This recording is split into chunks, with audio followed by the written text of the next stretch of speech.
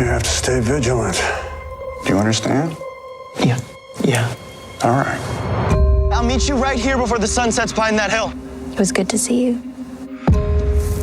You're late! Sorry, I lost track of time. Are we safe? Yes. Are we secure?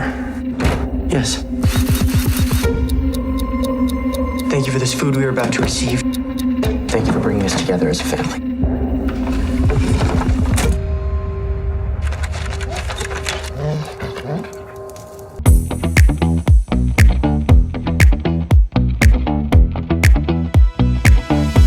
This is Flip Flop.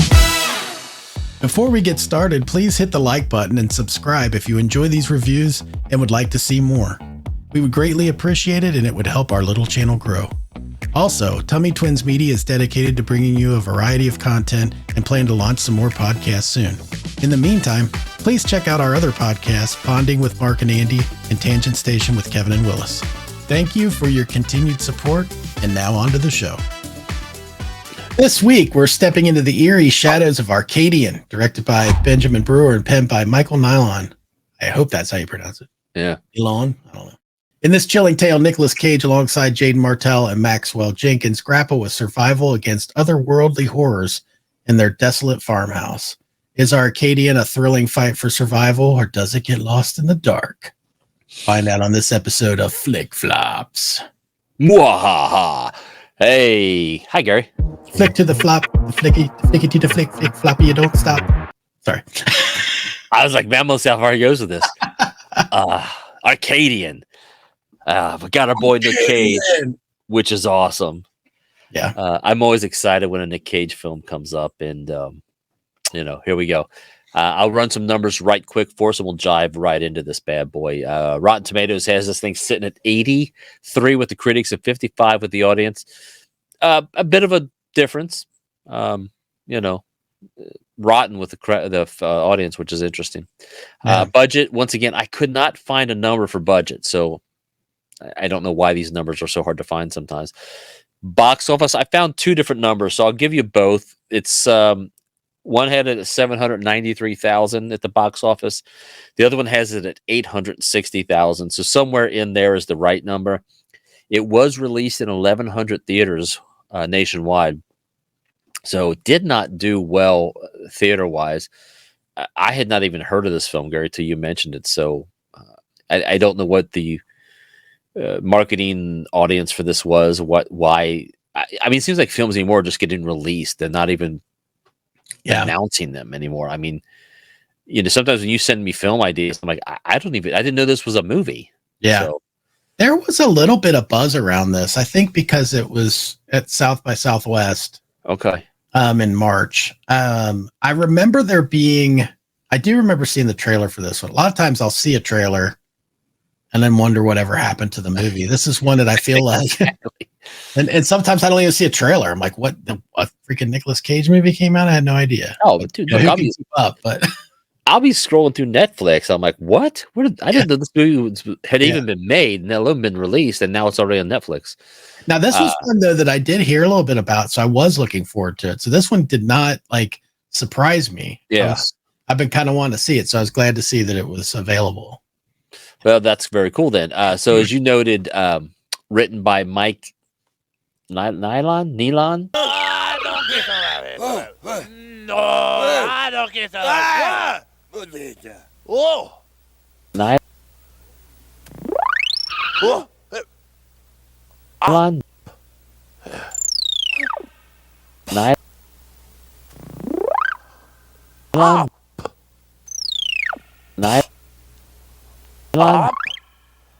Nilon. Nilon. Pronounce it the way you want to pronounce it. Yeah. This is his first writing credit, although he was a producer on The Unbearable Weight of Massive Talent. I'm Nick Friggin! Okay! Once another. So we got another Nick Cage. tie with Nick Cage, Gary. Did you see that movie, by the way? Yes. Okay. All right. And I enjoyed it. I enjoyed it quite a bit. As you said, directed by Benjamin Brewer. He has done a few things. He did something called The The Trust. I think that's what it is. I'm trying to read my notes. I'm a little distant out with my glasses on. That's another Nicolas Cage film. And Reptile. He was the writer on that one. Okay. So these guys are both kind of new to it. Yeah. That's all I have on those guys, and that's all I really have on the numbers. We can dive into good, bad, and our individual notes if you want at this point. Sure. Real quick on the plot. I mean, I did mention a little bit about it, but mostly it takes place really in a farmland type area, very limited like scope as far as the right. Well, then do you know it was shot in Ireland? Dublin, Ireland. Yes. Yeah. I mean, you're not presented that, but that's where it was filmed. Yeah. So it's supposed to be just middle America. It revolves around a father and his twin sons, although they don't particularly look like twin sons. And then there are some, this is not a surprise, because you see it in the trailers anyway, but there are creatures that they're fighting, and they are kind of in a remote area. So I will leave that to for the plot, but let's tackle the good. Andy? So for me, the good on this was, look, I mean, we talk about Nick Cage, and sometimes Nick's a little over the top. This film, he was great. Is calm and stealthy like a ninja warrior. Whereas this Nick is an exaggerated, screaming psychopath who really just doesn't exist.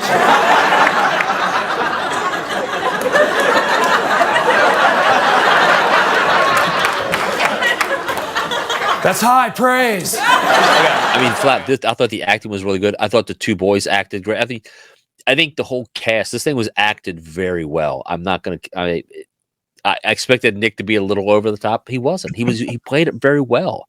Yeah. I think he held back a little, which is awesome. And the sound in this thing, there's something I will talk about later on as far as sound, but I was watching this with headphones on, so it's in my ear and it's bouncing back and forth. I'm like, oh my god, this is the way you should watch films. If you can't go see them in a big theater with the massive Dolby and THX and all that stuff, headphones are fantastic for films. Especially you got a good set of headphones, and I did. So there's that. I don't know where I feel on the storyline on this, because I feel this borrows from something, and we'll talk about it later. And that's all I had on the good necessarily. I mean, direction was fine, production was fine, nothing that I would write home about. It was nothing I was like, oh, this is great. But to me, the two things that stood out was the acting and the sound I thought was really good. I thought the acting was great as well. I mean, I don't think there was nobody that stood out as like, wow, they're clearly acting. I mean, everybody was really good. I will probably come back to one of the actors, but it's more the character. It's not the actor, but there is something that I'll mention kind of in the bad. It's not really that horrible or anything. I thought the story was very interesting. The limited scope of everything. You're not given any type of real history of what happened. So in my notes. Yeah. So that's kind of like one of those things where sometimes you don't need that. Sometimes you kind of find your way through a story. I wanted it for this. I kind of did too. And I have a reference I want to talk about that I tied in. We'll come back to that. I thought they did try to allude to something. You know what? I kind of feel like maybe that might be in the bad, so I'll save it for that. But as far overall, I will say that there's not a ton of stuff to pick at this movie. It's pretty good on the good side. But for what it is, yeah, sit back and enjoy it. It's what it is. And the effects and everything, I know they were on a limited budget, and that shows to a degree. But let's just go to the bad, because on the good side, we'll wrap it up. We'll wrap it up at the ending as far as where we land on it. But I think we can kind of double back to this. But let's just go ahead and move on with the bad, because there are just a few things to talk about. Go ahead. I have nothing bad that was worth noting. I have some notes we'll talk about. I don't want to say they're bad, but they bumped me a little bit. Okay. Then I will say it did bug me that there wasn't too much of an explanation. And I felt like they tried to shoehorn a little bit of something in there with this game that the one girl plays with one of the boys. Yeah. There's a little silly game of them talking about kind of Mm-hmm. give us your 60-second version of how Your elevator pitch. basically. Yeah. And I don't think that's supposed to give you any background necessarily. It's just them kind of creating stuff. But the reason I don't think it's too terrible is because, you don't have a sense of how long it's been. So, well, you kind of do. It's been what, 15 years ish, roughly. So, these kids, maybe they haven't even been told. This is just their life now. So they have to just guess at what happened. One of the things that drove me nuts early, and I don't know if I just got used to it or if it wasn't as bad, but in the beginning, it's very shaky cam, like the first 10 minutes or so. And there was a point where I was like, I don't normally get dizzy, but this is making me like dizzy. Like, dude, hold the camera still. It was kind of driving me nuts. You don't need to do that. Pick a lane. Either you're going to be, shaky footage, or it's going to be still camera. It was driving me nuts at that part. Not a completely original idea. This might be where you're going to come in with Walking Dead.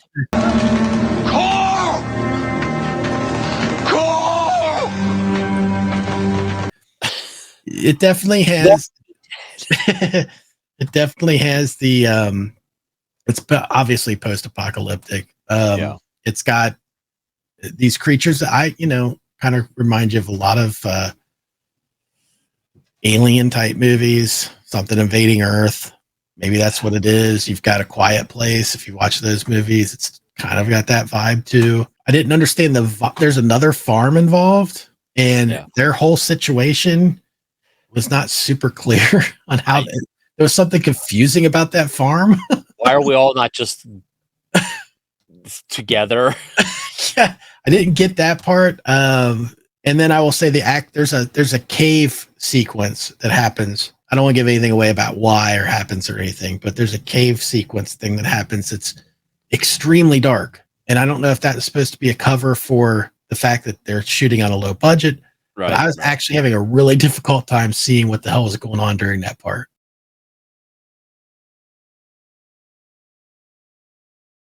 So, and the fact that all they're using for part of it to illuminate is a taser. So you're just that and it's an interesting effect, and I get it, but I think you're right. It's a way to mask hey, we don't have a lot of money for special effects, but we can do it this way, and it works. But it's a point where you're like, I can't tell what's going on here.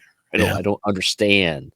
Yeah, I don't understand. That's it. That's all my notes. So for me, where I was, I'll say irritated is, and I had the same issue with The Walking Dead, is look, I'm buying into your world, Walking Dead and Arcadian. I'm accepting the world, but I just need a hint of how we got here. Yeah. And I don't know, and maybe I missed something in The Walking Dead, but The Walking Dead seemed to never explain how we got to that point. It's just we wake up one day and everything's zombies. But how? Oh, it was a virus. Okay, but show me just a small breakdown of society. I want to see some of the collapse. And this thing was the same way. There was something that happened, some cataclysmic thing happened, but you just have to you just can't ask questions. You have to accept that this is it. Yeah. I can, but I would just personally, I prefer a little, just give me something. Yeah. Show me a meteor hitting the planet or something. I don't care. I just need something that explains it and then gives me some kind of context. And maybe it's just because I'm a simpleton. I don't know, but I want that.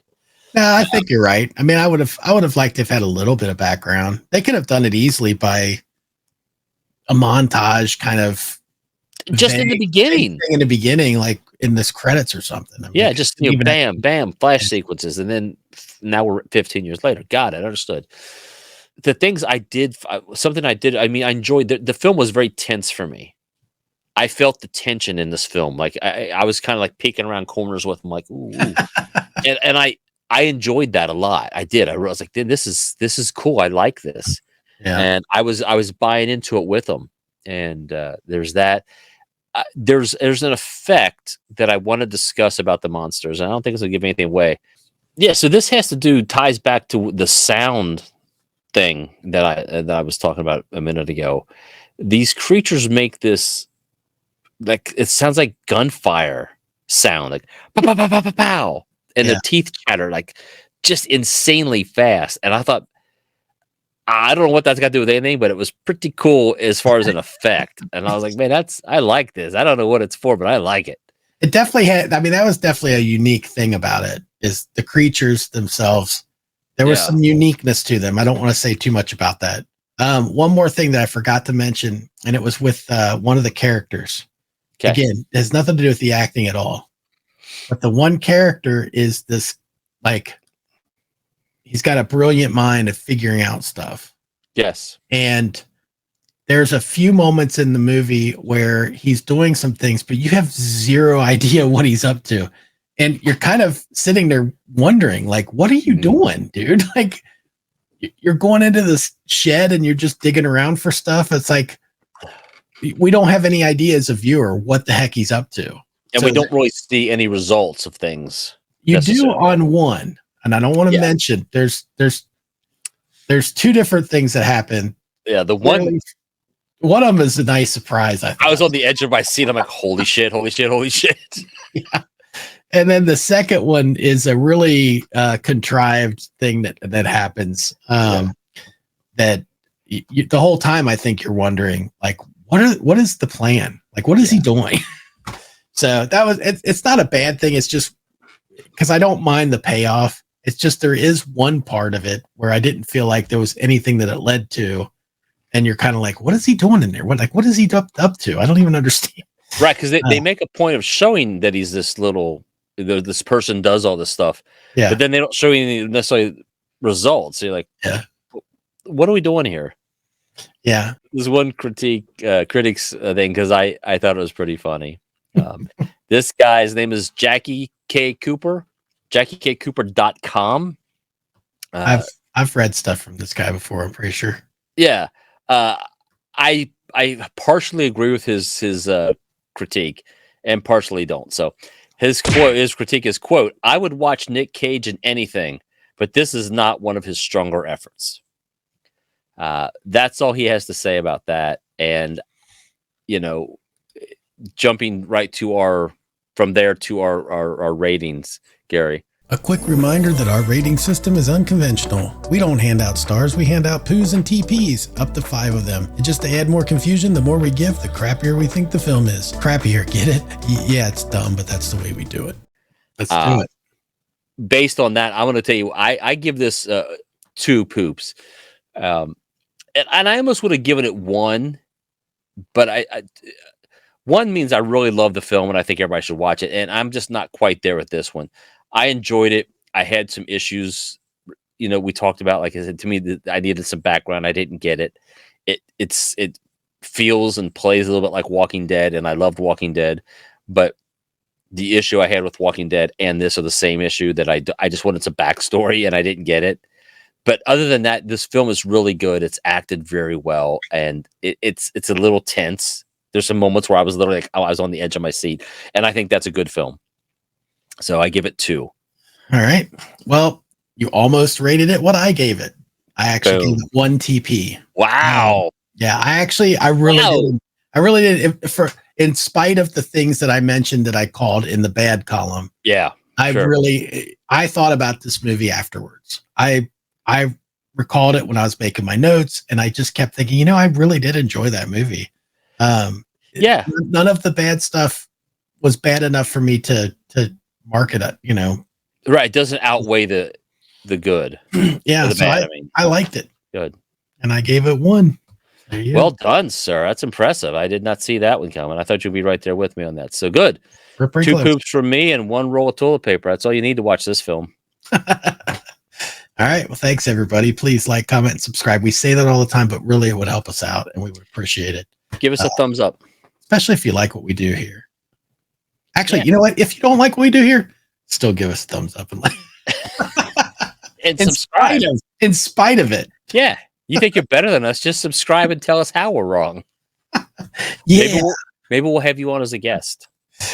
Yeah, there you go. But also no, not gonna happen. But let us know too if you saw Arcadian and what you thought of it. And how about that Nick Cage, huh? I'm Nick Friggin'!